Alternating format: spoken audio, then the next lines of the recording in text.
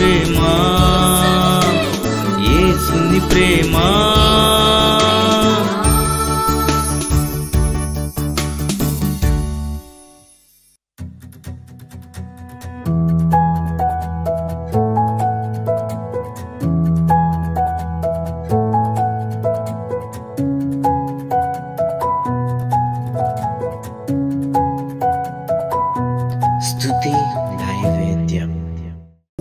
దేవుని వాక్యంలోనికి వెళదాం. దేవుని వాక్యాన్ని మనం శ్రద్ధగా వింటే మన కుటుంబంలోనూ మన వ్యక్తిగత జీవితంలోనూ కూడా గొప్ప ఆశీర్వాదం వస్తుంది. देखिए प्रभु के वचन में हम जाएंगे. प्रभु के वचन अगर हम ठीक ठीक सुन सकते हैं तो प्रभु का आशीर्वाद हमारा जीवन में जरूर होगा. ఈ రోజున ప్రపంచంలో క్రైస్తవులు మైనారిటీయా మెజారిటీయా చెప్పండి మీరు? पूरे दुनिया में मसीह के लोग जो है माइनॉरिटी के रूप में है क्या मेजॉरिटी के रूप में है? చెప్పండి, మెజారిటీయా మైనారిటీయా? आप लोग बताइए, माइनॉरिटी है क्या मेजॉरिटी है? మెజారిటీ. దేవునికి స్తోత్రం. परमेश्वर की महिमा हो. मेजॉरिटी. సాతానుడు ఎన్ని కుతంత్రాలు పన్నినా ఎన్ని తంత్రాలు పన్నినా యేసు ప్రభువారి నుంచి ప్రజలను విడగొట్టాలని ప్రయత్నం చేసినా వాడి ఫలితాలు ఏమీ ఫలించలేదు. కానీ మొట్టమొదటి స్థానంలో క్రైస్తవులు ఉన్నారు. देखिए शैतान कितने भी चाल हमारे ऊपर चलाने दे, प्रभु के मकसद है मेरे पापों से छुड़ाने के लिए है. जरूर प्रभु को ये महिमा मिलना चाहिए. రెండో స్థానంలో ముస్లింలు ఉన్నారు. दूसरे स्थान में है हमारे बाद में मुस्लिम के लोग हैं.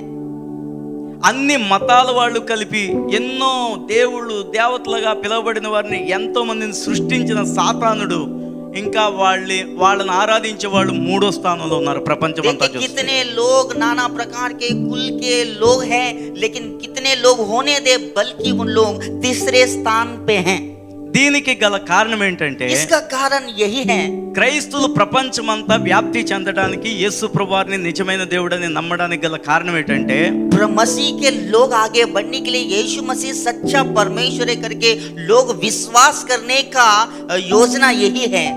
యేసు ప్రభువారు తాను చేయవలసిన పని అంతా చేసి 12 మంది శిష్యులకు దేవుడు పని బాధ్యతను అప్పగించాడు. यीशु मसीह ने उन्होंने जो कुछ भी पिता परमेश्वर ने काम दिया है वो काम पूरा कर वो जो बाकी का काम है अपने 12 चेला के हाथ में सौंप दिया गया है.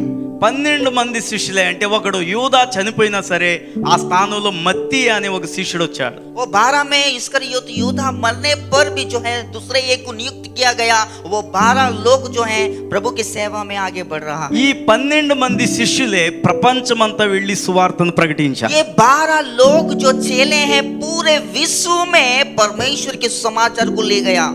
వాళ్ళకి సువార్తను ప్రకటించమని దేవుడు చెప్పాడు. వాళ్ళు ప్రకటించారు. जो परमेश्वर ने उनको बताया कि आप लोग समाचार बताओ, जरूर उस बात को लेके समाचार को फैलाया, बताया. ఆ పని తర్వాత ఎంతో మంది దేవుణ్ణి నమ్మిన వాళ్ళందరూ కూడా శిష్యులుగా మారి సువార్తను ప్రకటించారు. उन 12 लोग के द्वारा कितने लोग विश्वास किया, उन लोग भी चेले बनकर प्रभु के समाचार को लोगों के बीच में ले गया. వాళ్ళు ప్రాణాలు కూడా కోల్పోయి సువార్తను ప్రకటించారు. जो समाचार बताने में अपने जान को भी खो लिया. ఈ మాట నేను ఎందుకు చెప్తున్నానంటే बात को अपने बीच में क्यों बता रहा हूँ?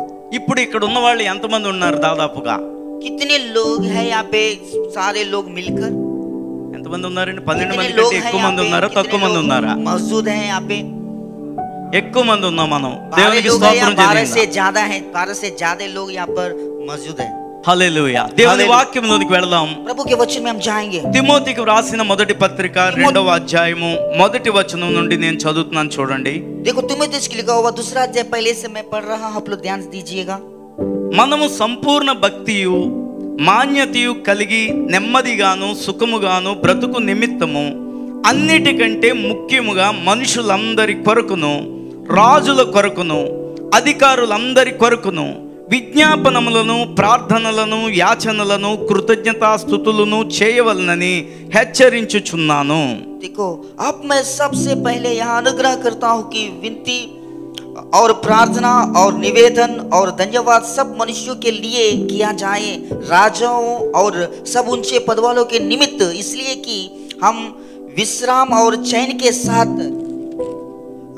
सारे भक्ति और गंभीर से जीवन बिताएंगे. చిన్ని మాట ప్రార్థన చేసుకుందాం దేవుని వాక్యం నిమిత్తం. परमेश्वर అందరూ के కూడా वचन के लिए దయవుంచి కళ్ళు మూసుకోండి. దయచేసి దేవుడు ఈ రోజున మీతో ప్రత్యేకంగా మాట్లాడబోతున్నాడు. परमेश्वर आपसे बात ही करने वाले सब लोग आंखें बंद करेंगे, इस वचन के लिए प्रार्थना करें। మహాపరిశుద్ధుడు అయిన మా తండ్రి, నీ నామానికే మహిమ ఘనతను ఆరోపిస్తున్నాం ప్రభా. ఇంతవరకు నీ నామంను బట్టి స్తుతించి కీర్తించాం, అలాగే ప్రార్థన చేశాం.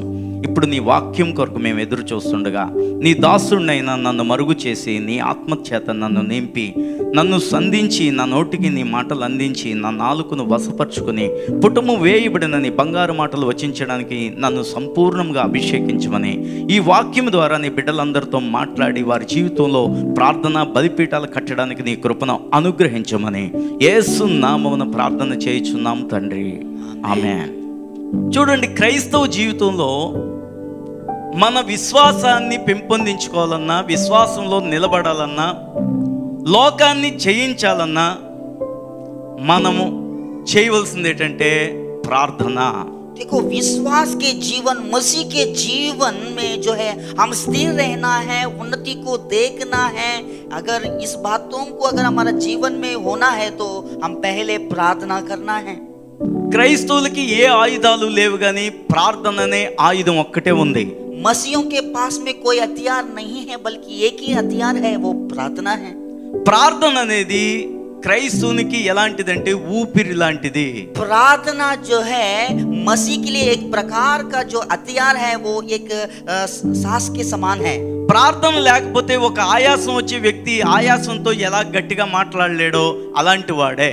जो है प्रार्थना जिनके लिए नहीं है, उनको जो है उनके हृदय में सांस रुक जाने के जैसे वो जाते हैं। ప్రార్థన అనేది మన జీవితంలో రోజుగానే ఉంటే మనం అన్నిటినీ జయించగలము, దేవుని కార్యాలు కూడా మనం చేయగలము. प्रार्थना जो है हमारा जीवन में एक साथी भाग जानता है, तो हम हर एक के ऊपर या संसार के ऊपर हर बातों में विजय को प्राप्त कर सकते हैं।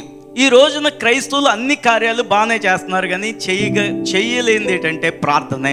मसीह के लोग आज के दिनों में बहुत ही सारे काम करते हैं, बल्कि एक ही काम नहीं कर पा रहा है, वो ये है, वो प्रार्थना नहीं कर पा रहा। ఆనాటి దేవుని సేవకులు, ఆది అపోస్తులు కానీ, పౌలు భక్తుడు కానీ, ఇంకా ఆ తర్వాత వచ్చిన మిషనరీస్ కానీ ఎవరైనా సరే వారిని గొప్ప కార్యాలు చేయించేది ఏంటంటే ప్రార్థనే. हम देखते हैं कि हमारे पुरखाओं ने, पौलुस, मिशनरी लोग जो हैं बड़े बड़े काम को किए हैं, किसके वजह से हैं? उन्होंने प्रार्थना की है। మేము చెన్నై వెళ్ళినప్పుడు, తోమా గారి చర్చి దగ్గరికి వెళ్ళినప్పుడు ఆయనకి ఒక గుహ ఉంది, అక్కడ ప్రార్థన చేసుకునే గుహ.